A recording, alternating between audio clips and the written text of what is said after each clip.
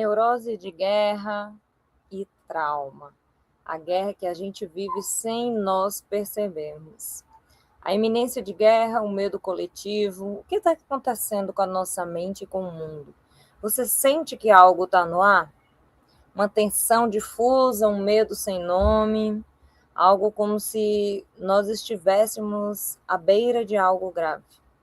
Eu sou Poliane Rieger, eu sou psicóloga psicanalista, acadêmica doutoranda, e estou aqui nas redes junto com você para falar sobre psicanálise, mas não aquela psicanálise distante, aquela psicanálise do nosso cotidiano. Afinal, a psicanálise é sobre quem nós somos e por que nós somos. Pega a sua xícara de chá e senta aqui e vamos conversar. O que vocês têm visto sobre, né? Hoje, com muito mais acesso às informações, mesmo que manipuladas de alguma forma pela mídia, a gente tem hoje, pela democratização, né, dessa informação via internet, vendo como é que está o dia a dia das pessoas do outro lado do mundo, em outros países, e tudo que vem acontecendo ultimamente está nos colocando nesse lugar, como se houvesse uma iminência de algo grave que pode acontecer. E mesmo estando aqui no Brasil, que é um país que não tem histórico de grandes guerras e de grandes situações em que a população fique vulnerável, e a gente já fala um pouquinho mais sobre isso, nós estamos vivendo juntos essa tensão, né? Então, o que vai acontecer? O que está por vir? Né? O que a gente não está sabendo e as pessoas estão, por exemplo, na Europa emitindo alertas, mandando cartas para o pessoal. E essa guerra geopolítica, o que está acontecendo? Mas a gente não veio aqui falar de história, de geografia, de geopolítica, né? A gente não veio fazer jornalismo, a gente veio falar sobre psicanálise. E o que isso tudo tem a ver com o que a gente tem para falar aqui hoje?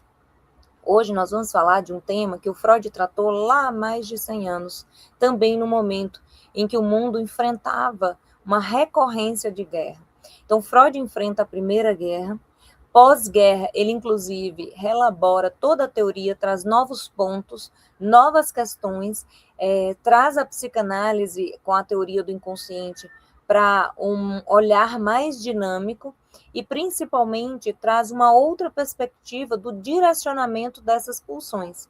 Então, algumas coisas importantes aconteceram exatamente pela vivência e experiência nesse momento e durante a guerra e o pós-guerra, e como que os sujeitos tinham algum tipo de sintoma e de reação, sendo ali o pessoal, né, a comunidade, que não vivenciou diretamente, só teve resquícios e respingos dessa guerra, até por ser um país envolvido nisso, né, um território, mas também tinha os que estavam diretamente no campo de batalha.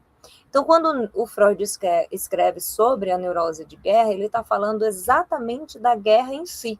Ele está falando como que essa sociedade, como essa angústia, esse medo de quem vivencia os terrores, as consequências de uma guerra, ainda que não esteja na batalha ali no fronte, né, realmente diante do terror, de enfrentar o inimigo. E quando ele vem trazendo isso, ele traz muitos pontos importantes da teoria, é ali uma terceira fase, digamos assim, um momento de virada da psicanálise, porque ele entende que o inconsciente, ele não é mais estático, inconsciente, né, isso, e consciente, ele entende que existe uma dinâmica e de ego e superego, que a gente estuda bastante na psicanálise, e ele entende mais ainda, que para além de buscar só o prazer, que era uma convicção que ele tinha, então o corpo sobrevivia em função de realizar o prazer, as pulsões iam em função do prazer. Ele chega com um novo conceito que é a pulsão de morte, exatamente porque às vezes o sujeito ele vivencia aquilo, ainda que seja destrutivo, por ser algo que ele repete constantemente dentro de um ciclo de repetição e de vivência, para tentar, de alguma forma, resolver. Então, no início era isso. Hoje a gente sabe, pela neurociência, que lá nas nossas primeiras experiências, a gente vivencia determinadas situações, ou mesmo em relação a algum trauma, um acidente, abuso, violência, e você repete nos sonhos, você repete na vivência, você repete, inclusive, na clínica, falando sobre aquilo o tempo inteiro e volta às memórias sobre aquele acontecimento, porque o cérebro está buscando uma resolução. Mas quando a gente está falando disso, a gente tem dois pontos importantes. Primeiro, na história do indivíduo, então vive relacionamentos abusivos, violentos, vive situação de vulnerabilidade, é sempre presa fácil para predador narcisista. Por quê? Porque esse sujeito, ele busca, o cérebro busca previsibilidade, segurança e familiaridade. Então ele vai buscar viver aquilo que ele já reconhecia e que ele tem recursos já para lidar. Então, se ele vem de um lar de abuso, de negligência, de violência, é esse tipo de relação que ele vai projetar para frente. É aquilo que é o conhecido, o familiar. Mas se esse sujeito vivenciou um acidente ou um trauma específico, né, de abuso, de violência, enfim, esse sujeito revive novamente isso em sonhos, revive em determinadas situações. Por isso que algumas vítimas de violência sexual passa por essa situação mais de uma vez, porque é como se você vivenciasse tudo de novo numa tentativa de resolver, reorganizar, achar uma saída para aquilo ali. O Winnicott, que mais na frente, ao contrário, em relação a essas questões da pulsão de morte, vai dizer que não é de acordo, porque ele acredita que houve um congelamento, que é possível o sujeito reorganizar aquele afeto, aquela emoção, e de alguma forma melhorar e amadurecer, né, esse emocional, essa condição emocional. Não é nenhum milagre, a psicanálise não promete isso, mas é um trabalho que acontece a partir da técnica da psicanálise. E o que eu queria trazer aqui hoje para vocês, muito mais, já aproveita e se inscreve aqui no meu canal, tá gostando? Tem vários vídeos, vocês estão gostando de assistir os vídeos? Toda sexta-feira a gente solta um vídeo novo, um vídeo mais longo, na segunda a gente traz ele mais curtinho, para vocês, às vezes, terem só alguns pontos ali de interesse que vocês querem ver de forma mais rápida, mas toda sexta-feira a gente tem vídeo novo, e agora a gente tem uma novidade também, tá? Então já se inscreve para não perder. A gente agora está com algumas liberações de assinatura, de comunidade, então a gente vai trabalhar para trazer esse pessoal mais perto, mais próximo. Então, quero saber mais, quero receber material diferenciado, vem conosco que a gente vai direcionar aí, vai trazer um grupo exclusivo só para isso. Tá no canal da Poliane Rigger, vou fazer parte disso, vou fazer parte daquilo e vai receber um material diferenciado. Além disso, minha gente, eu tô aqui nesse YouTube, hein? Então, a gente vai ter todo dia 5 de cada mês uma live. E aí a gente vai trazer uma temática. Se vocês quiserem, inclusive, colocar algumas sugestões nos vídeos, a gente vai ficar atento para trazer aqui a temática para a gente falar na live, interagir ao vivo com vocês. Então, já se inscreve para não perder nada, não perder nenhum percurso psicanalítico, nenhuma análise, para a gente continuar nessa jornada de compreensão sobre a ótica da psicanálise, sobre nós e sobre a vida. Seguindo com o nosso conteúdo, falei um pouco sobre o que é essa neurose de guerra, como era para Freud, como que levou, inclusive, a um novo olhar, uma nova perspectiva para a psicanálise. Falei um pouco de Winnicott, inclusive, mas eu queria trazer aqui uma perspectiva, né? Fiz essa contextualização porque o objetivo era trazer a guerra não começa no campo de batalha. Aqui nós estamos falando de uma guerra real, que existe. Mas existe uma guerra que começa na psique.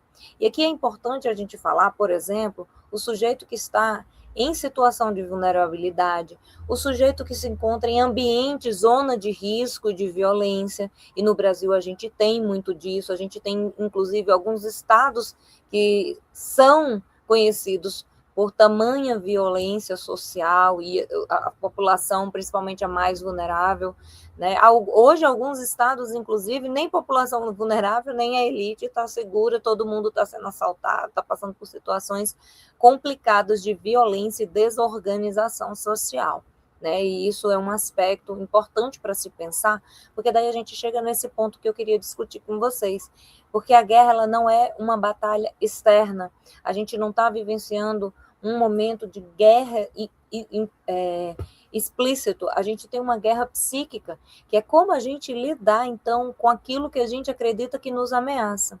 E mais ainda, o que a neurociência nos traz hoje? Que o cérebro, ele não sabe discernir o que é real e o que é imaginário. Então, às vezes, não existe uma guerra real, não existe um inimigo real, né? Uma situação real que me traz medo, angústia, adoecimento e ansiedade. Às vezes essa guerra, essa batalha, ela é psíquica, porque está aqui dentro da minha construção psíquica, como eu enxergo esse mundo, como eu enxergo as pessoas. Já percebeu aquelas pessoas, olha, tá olhando para mim, nossa, eu não vou sair porque eu vou ser assaltado. Então, assim, a gente vive, às vezes, num ambiente que nos direciona para esse lugar de uma guerra psíquica. Estou sempre em risco, estou com medo porque pode acontecer alguma coisa. Não vou sair, não vou no mercado, não vou estudar. Não vou me dispor a um relacionamento porque eu posso me magoar, eu posso ser traído. Então a gente vive essa guerra psíquica constantemente em todos os dias da nossa vida. E é interessante a gente pensar de onde vem a raiz desse medo, dessa condição, né? O que essa guerra psíquica nos causa?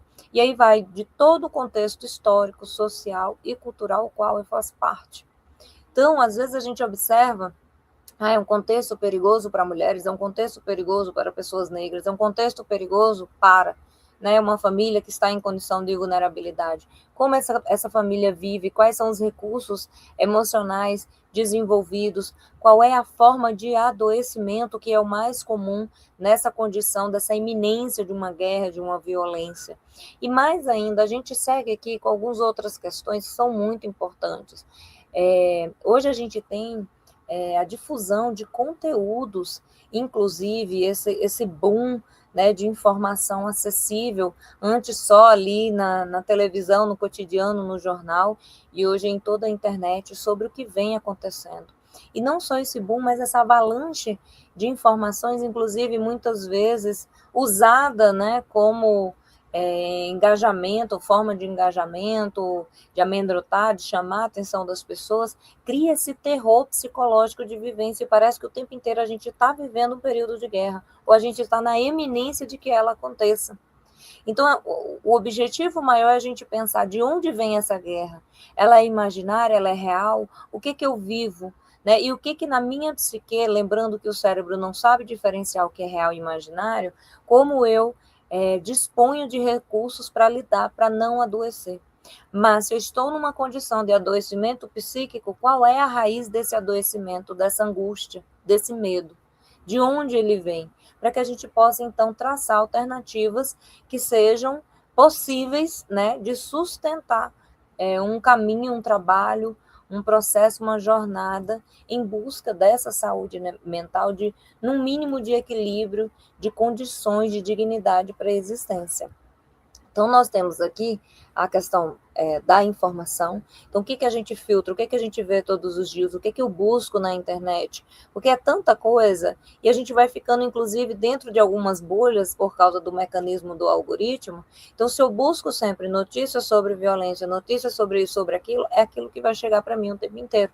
E isso vai criando, vai demandando em mim uma angústia, porque parece que você vive num processo eterno de guerra e que você está em risco e não tem recursos, inclusive, para lidar com essa angústia. Então, todos os dias a gente tem uma notícia de algo que aconteceu. Então, ainda que o Brasil não seja um local de guerra real, em que a gente tem enfrentado grandes catástrofes relacionadas à guerra, a gente tem essa iminência do perigo pela própria forma como a sociedade está organizada e o que a gente vem vivendo ultimamente. E para além da própria realidade, que de alguma forma dá esse concreto, né, que depois vai se transformar nessa angústia interna, a gente tem esse acesso constante de notícias, de vivências, né, de colocações que a gente não sabe filtrar. E a gente absorve tudo e cria esse lugar existencial de uma iminência constante de guerra. E aí a gente se pergunta, o que eu faço agora? Né? Qual o percurso? O que a psicanálise pode me ajudar? Mas antes de trazer isso para vocês, já curte aqui o vídeo, compartilha com quem você acredita que precisa saber um pouco disso, aquela pessoa que fica horrorizada, aquela pessoa que fica angustiada toda vez que vê uma notícia, alguma coisa nova que aconteceu com a celebridade, um acidente, né? Enfim, algum caso de violência. Então não deixe de curtir e de compartilhar esse vídeo. Seguindo, porque o excesso de notícia piora tudo. Aí a gente tem alguns pontos importantes aqui. O cérebro ele não foi feito para consumir ameaça 24 horas por dia, porque a gente precisa de um determinado equilíbrio e sensação de segurança, previsibilidade e satisfação. Se a gente fica o tempo inteiro dispersando adrenalina e cortisol, principalmente o cortisol, que tem uma função específica de nos manter alerta em função da nossa sobrevivência, ele vai desequilibrar o andamento de outras coisas aqui dentro. E aí a gente desenvolve tantas outras doenças, como intestino inflamado, problemas com o fígado, a gente tem enxaqueca, problemas estomacais, de uma realidade, inclusive, que nem é real. Né? Uma realidade que não está no nosso contexto, mas aquela avalanche, né, de informação, principalmente relacionada a esse contexto de violência mundial ou nacional, nos leva para essa condição. Vídeos, análise catastróficas, as pessoas falando o que vai acontecer, que tem uma guerra para vir e tudo mais. O que isso gera? Gera uma compulsão por controle, porque eu preciso então estar seguro, eu preciso criar um ambiente previsível, que é o que o cérebro precisa para estar num certo equilíbrio, e a gente começa a entrar numa neurose louca, né, e medo, inclusive, de viver. E coloca esse corpo no modo sobrevivência, e não consegue mais experimentar nem nada na vida de uma forma profunda, somente de forma rasa, e sempre nesse terror. E aí compromete sono, compromete respiração, compromete a qualidade existencial, a qualidade de vida, né? Então, não deixe de compartilhar esse vídeo com quem precisa ouvir essas questões aqui, que agora eu vou trazer algo muito importante para vocês. O que a gente pode fazer para não adoecer coletivamente? E aqui tem 2 pontos importantes. Primeiro, o sujeito que consome essa avalanche de notícias, que fica atento, que fica com medo e cria esse terror psíquico. E depois, o medo coletivo, porque de fato a gente vive uma tensão social que está respaldada hoje, por exemplo, numa bipolaridade, uma bipolaridade intensa, principalmente política, vivência de violência real, riscos de assaltos, de estupros e tantas outras situações, principalmente nos grandes centros, né? E outras questões do cotidiano que nos traz para essa condição, porque a própria relação humana está ficando mais violenta, né? As pessoas estão mais tensas, angustiadas, adoecidas, e isso causa um certo atrito nas relações. Então, está todo mundo sempre nesse movimento e nessa onda. Isso cria um mal-estar coletivo. Como que a gente lida com isso? Porque, para além do que é só individual, está impregnado no nosso coletivo. Está todo mundo com medo, está todo mundo ansioso, todo mundo angustiado, sem saber para onde correr. Então, o que a gente tem aqui? Não se trata de negar a realidade, mas de não deixar esse medo governar o psiquismo. E o que a gente pode fazer? Aqui não são dicas, aqui são algumas sugestões que dentro da sua realidade você pode começar a pensar a respeito, né? Onde que eu estou situado dentro dessa sociedade, né? Como que é o meu contexto social? O que me leva para essa angústia, esse medo, dessa iminência de algum tipo de ameaça do meu ser? O que está me mantendo nesse modo sobrevivência? E aí a gente pode estabelecer algumas questões a serem observadas. Estabelecer limites claros para consumo de notícia. Então, eu não preciso todo dia, toda hora, olhar tudo que aparece, tudo, até porque o próprio algoritmo vai criando essa bolha e só vai te mandar esse tipo de notícia. Então, vai parecer que o mundo lá fora está explodindo em guerra, né? Está explodindo em violência. Outra coisa, cuidar do corpo. Por quê? Porque se você está no modo sobrevivência, você tem comprometimento da respiração, do sono, a própria alimentação. Então, o que você pode fazer? O que eu posso fazer para cuidar do meu corpo? Que tipo de atividade? Como que eu posso melhorar as condições do meu sono em relação a essa angústia toda? Isso tudo é um conjunto de situação que vai trazendo você, primeiro, para o insight, neuroplasticidade, entender que aquela situação às vezes não é real, que é algo que você projeta em função do que você consome de notícia. Depois, neurofuncionalidade, mudar a forma como você sente. Então, você precisa mudar o seu sono, melhorar a condição desse sono, melhorar a sua alimentação, melhorar a sua respiração, exercício e atividades que vão te conduzindo para um lugar em que você se sente seguro naquele processo gradativo de mudança da forma como você sente essa realidade. Isso vai trazendo você para um lugar de mais conforto e mais tranquilidade. Lembrando que a própria vivência social também contribui para essa relação. Então, se eu estou numa zona vulnerável de total risco e violência, que eu posso pensar, né, como uma forma, uma alternativa de mudar essa realidade? Posso me mudar para um outro lugar? Posso sair para o interior? O que eu posso fazer? Essas são as questões. Manter vínculos reais, que é algo muito importante que não tem acontecido hoje, eu escuto isso muito na clínica. As pessoas ficam tão vinculadas nessa forma de se relacionar a partir das redes, a partir dos aplicativos, que elas esquecem e não conseguem mais experimentar essa coisa profunda da relação, do desafio de estar com o outro, da conexão de estar com o outro. Então, quantas vezes nesse mês você fez um passeio com alguém, com algum parente, um amigo querido? Né? E no trabalho, como que é a relação com seus colegas? Então, o próprio vínculo real nos traz para essa condição, para esse chão, para esse lugar de que o que é real, o que é imaginário. Lembrando sempre, o seu cérebro não sabe, e você precisa mostrar para ele a partir das suas vivências. E falar, não tem outra forma, fala pela cura e a cura pela fala e pela experiência. Então, falar sobre o medo, não engolir em silêncio. Então, às vezes você está tenso, tem crises de pânico. Ai, porque eu estou com medo de pegar o metrô, o ônibus, de sair na rua, de ir numa festa, de me relacionar com alguém e ser vítima de uma situação. Então, falar sobre isso com pessoas próximas, falar com amigos, não ficar preso nas redes, em fóruns ou em aplicativos e lugares em que as pessoas tornam isso algo ainda mais crítico, né, e mais complicado de lidar. Então, assim, em resumo, é voltar para o real. Vir para a condição real da sua vida e melhorar essas condições da própria experiência humana.